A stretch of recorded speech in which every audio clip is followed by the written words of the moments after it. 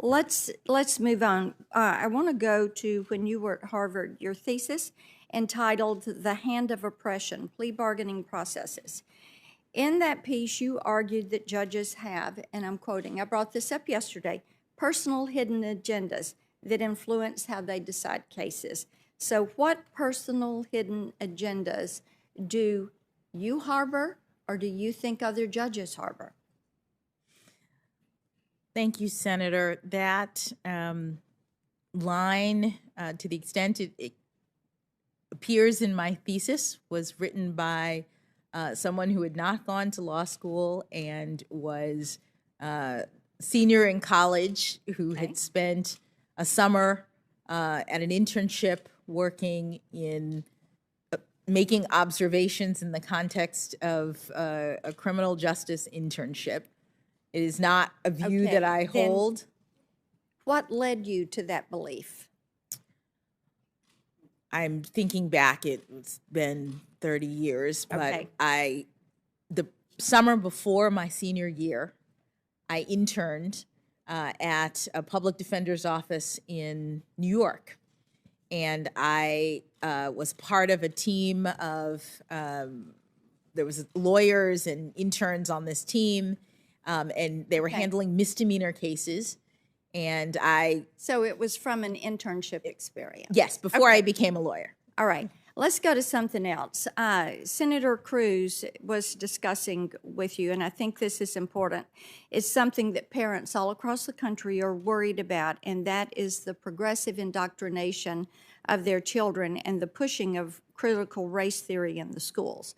And you told Senator Cruz that as a board member of the Georgetown Day School, you didn't have any control over what was taught at the school, no control over curriculum, and you weren't aware that the school was pushing CRT. But I would think that there would have been parents that came to you and said, have you seen these books? Are you aware that this is being taught, being on that school board? No, Senator. No one ever mentioned it. Georgetown Day School is a private school. It's not a public school. I'm fully aware. And you mentioned that you said that you meant, you thought he meant that critical race theory isn't being taught in public schools, correct? Yes. Okay. But we know that's not the case. We know that CRT is being pushed in our K through 12 schools. And I've got a letter here, Mr. Chairman, that Senator Tuberville and I wrote last year to the National Education Association on this issue. I'd like to submit that to the record because it's relevant to our discussion. Without objection.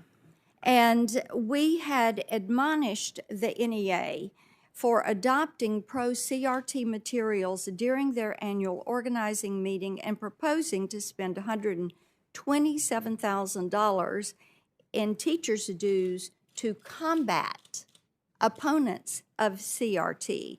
And there are countless reports of CRT being pushed in the public school system. And a lot of parents that I work with every day, every week, don't have the funds to send their child to a private school. They're relying on the school systems, the public school systems, and it is important to them to have a Supreme Court that is going to protect parental rights to teach these children as parents see fit to have their children taught.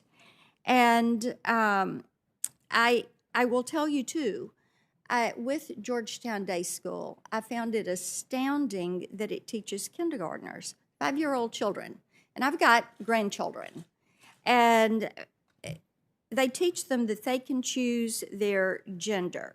So is this what you were praising when you applauded the, and I'm quoting you, transformative power of Georgetown Day School's progressive education?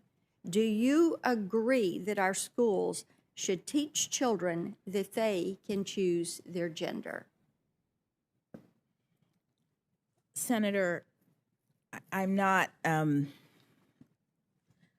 remembering exactly what quote you're referencing, but Georgetown Day School is It was in a book, and and you gave the quote. Okay. Georgetown Day School is a private school. Yes. That Yeah, I'm asking, do you agree that schools should teach children that they can choose their gender? Senator, I'm not making comments about All right. what schools can teach. Let me ask you this then. United States versus Virginia, the Supreme Court struck down VMI's male-only admission policy. Writing for the majority, Justice Ginsburg stated, "Supposed inherent differences are no longer accepted as a ground for race or national origin classifications.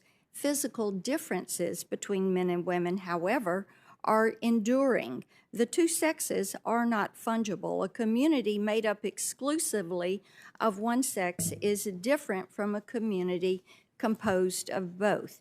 Do you agree with Justice Ginsburg that there are physical differences between men and women that are enduring? Senator, respectfully, I am not familiar with that particular quote or case, Okay. so it's hard for me to comment as to whether all or right. not. I'd love to get your opinion on that, and you can submit that. Do you interpret Justice Ginsburg's meaning of men and women as male and female? Again, because I don't know the case, I don't know how I interpret it. I need to read the whole Okay. thing. Can you provide a definition for the word woman? Can I provide a definition? No, Yeah. I can't. You can't? Not in Okay. this context. So you I'm not a believe the biologist. meaning of the word woman is so unclear and controversial that you can't give me a definition? Senator, in my work as a judge, what I do is I address disputes. If there's a dispute about a definition, people make arguments, and I look at the All right. law and I decide. So I'm not. The fact that you can't give me a straight answer about something as fundamental as what a woman is underscores the dangers of the kind of progressive education that we are hearing about.